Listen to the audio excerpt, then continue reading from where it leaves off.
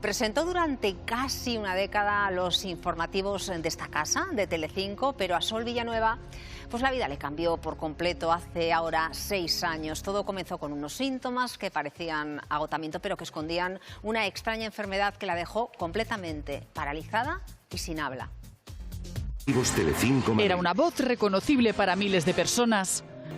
Hola, muy buenas tardes. Cada día, frente a las cámaras de informativos Telecinco, contaba lo que pasaba en el mundo. Un joven de 23 años ha vivido esta mañana una trágica experiencia.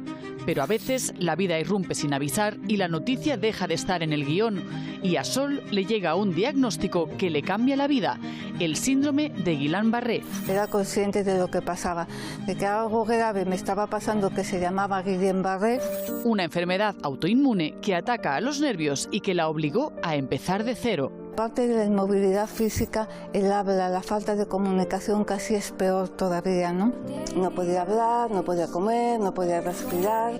Estuvo 16 meses ingresada en el Hospital de Parapléjicos de Toledo y allí fue recuperando la movilidad.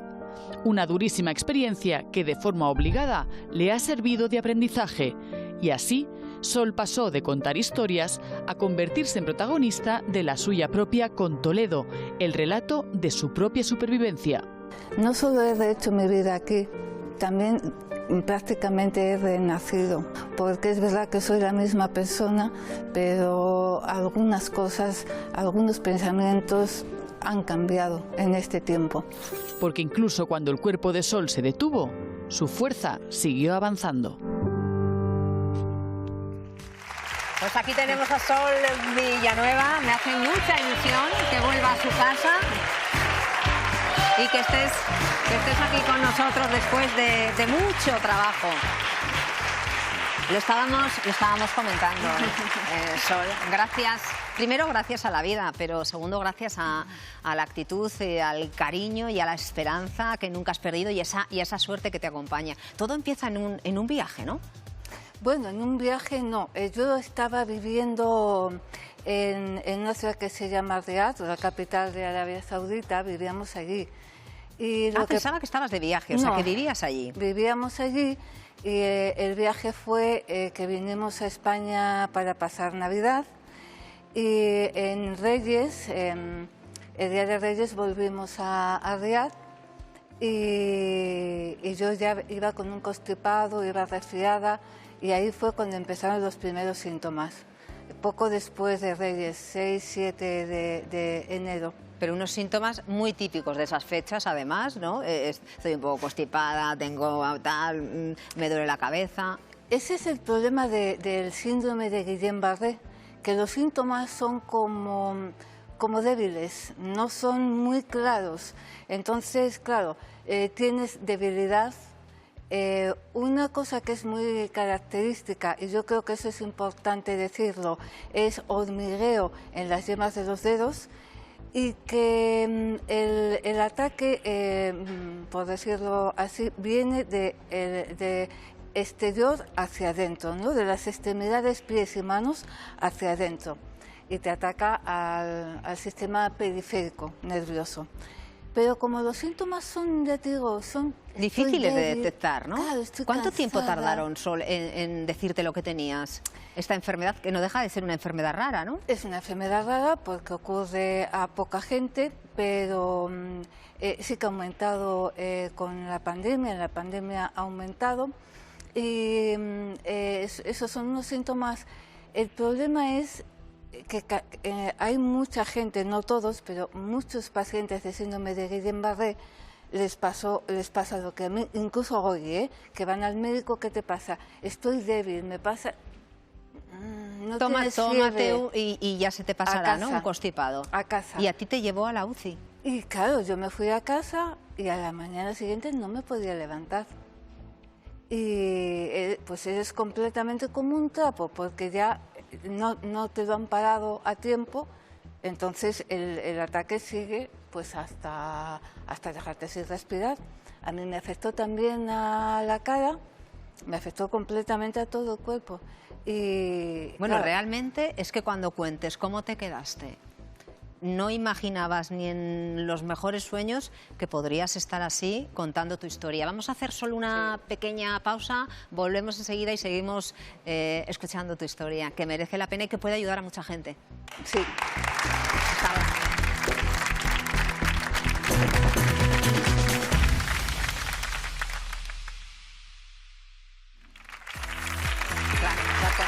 Seguimos con Sol Villanueva hablándonos de esa enfermedad rara que casi le llevó, te llevó al otro lado, ¿eh, Sol? Sí. Nos hemos quedado en ese momento UCI.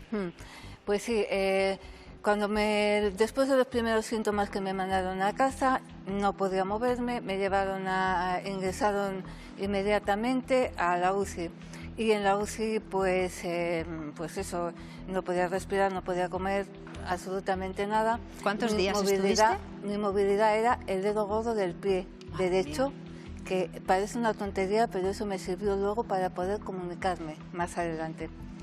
En la UCI estuve, claro, sin hablar nada, 2 meses, 1 mes y medio en Riad, me trasladaron a Toledo y en Toledo estuve 15 días. Y ahí cambia tu vida. Ahí ves la luz cuando vienes a España después de tantos días y semanas ahí moviendo solo el dedo gordo del pie. Ahí cambia, mira, el primer cambio efectivamente es, no sé, no quiero ser brusca, pero es como la muerte en Riad y la resurrección cuando llegué a Toledo. ¿Y por qué? Pues no lo sé, es algo curioso que yo achaco a que... pues lo que ¿cómo se dice? Los tranquilizantes que me pusieran, el tratamiento que me pusieran durante la UCI, yo me sentía muy mal, muy mal. Y cuando me trasladaron a Toledo, ahí yo creo que empezó mi recuperación, porque ahí ya no sentía tanto dolor y me sentía muy bien. Nunca sentí tanto dolor en la UCI de Toledo. Y cuando empiezas a sentir tu cuerpo y a poder comunicarte, porque desde ese movimiento hasta hoy han pasado muchas cosas. Han pasado muchas cosas. Mira, justo, además es que pilló la pandemia. Cuando yo llegué a Toledo era el 20 de febrero del 2020. Soy muy mala para las fechas, pero lo recuerdo porque era mi cumpleaños. Entonces, cuando subí a planta, 15 días después, estado de alarma. Madre mía. Yo estaba como si viviese en una película de ciencia ficción. Y de terror. Y de terror. Y recuerdo que poníamos la tele, yo por entonces tampoco me podía mover absolutamente nada, me ponía en la tele ataúdes, aquellos muertos y miles de muertos, era horrible. Y yo recuerdo que les pedí que me lo quitaran porque yo ya estaba con mi guerra y no podía soportar, digerir todo lo que estaba pasando fuera. ¿Alguna vez pensaste, de esta no salgo? En Riad sí lo pensé. En Riad pensé que si me dejaban allí, no salía. Yo esa cama de esa habitación de la UCI en Riad la sentía como mi tumba. Por eso cuando me dijeron que me iban a trasladar fue como ya está, ahora ya fue cuando tuve la seguridad de que me iba a recuperar. ¿Y esta enfermedad rara tiene cura entonces si caes en buenas manos, si la detectan a tiempo? A ver, bueno, tú eres un ejemplo.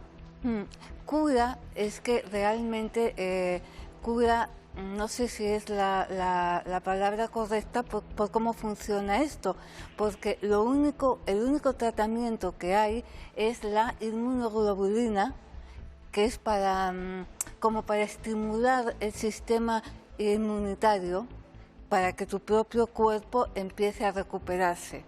Y luego hay otro método que es la plasmaféresis, que es el cambio de la sangre, ¿no? Esos son los únicos tratamientos que hay hasta el momento. La cuestión es tener suerte de que no te dé todo el cuerpo, que no te afecte a todo. Si la inmunoglobulina te la ponen a tiempo, poder paralizarlo. Es lo único. Un diagnóstico a tiempo y un tratamiento adecuado y que efectivamente den cuanto antes. Y luego lo que has hecho tú, luchar y luchar, Sol. Sí, no perder la esperanza. Yo creo que la actitud son cosas que suenan atópico, pero cuando tú lo vives sabes que es muy importante. Si pierdes la actitud positiva y pierdes la esperanza, pues ya está. ¿Podemos contar lo que me decías antes? Que hubo un momento cuando estabas en la UCI que dijiste, yo me quiero ir de aquí, pero ¿a quién viste en ese momento? Es cierto, lo pasé tan mal, estuve tan mal que dije, creo que voy a apagar el interruptor y ya se acabó. Pero sí, cuando vi a mi marido y a mis hijas, decía, no quiero estar un poco más de tiempo con ellos. Pensaba en tocar sus pieles y eso me dio mucha fuerza y dije, no, tengo que seguir siendo positiva, creyendo que voy a salir de esta. Qué testimonio más valiente y más emotivo, ¿eh? Claro, en este momento, Sol, te vemos bien. No sé si sigues recuperándote o cuál es el proceso. Buah, se me ve bien porque estoy aquí sentada y parece que casi no me pasa nada si no fuera por la voz, ¿no? Que todavía la tengo un poco afectada. No tanto como, bueno, primero pasé 5 meses sin hablar. Luego cuando empecé a hablar, hubo una celadora que pensaba que era francesa, porque no podía pronunciar bien, y me decía, simpaticísima Ana, qué bien hablas para ser española. Por favor. Y yo, es que soy española. Entonces se me quedó un acento francés que siempre nos quedábamos con esa gracia, ¿no? Para hacerlo más llevadero. Y ahora pues todavía se me nota, pero eso solo es una anécdota. O sea, la rehabilitación fue muy dura. El primer día que te sientan en una silla, duele todo. Cuando tú empiezas a moverte con una silla eléctrica, es duro. Mover el brazo para poder llevarte la cuchara a la boca con adaptadores, qué dolor. O sea, cada movimiento que tenemos, si no nos damos cuenta que hacemos.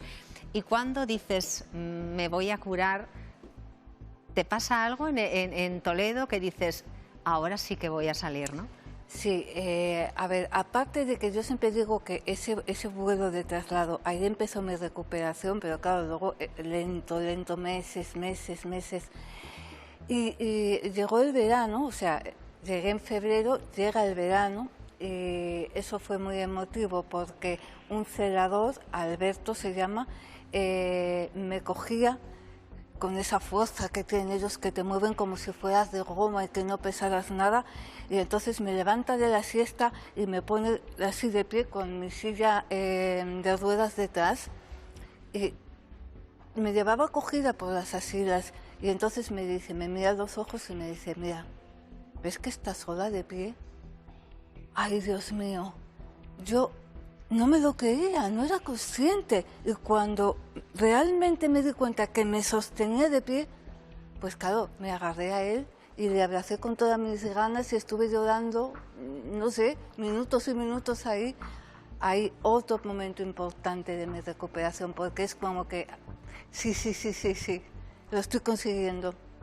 Ay, Sol, nos estás emocionando, mira, muchísimo, no solo con lo que estás contando, sino con la forma de contarlo y con la emoción que lo estás relatando, ¿no?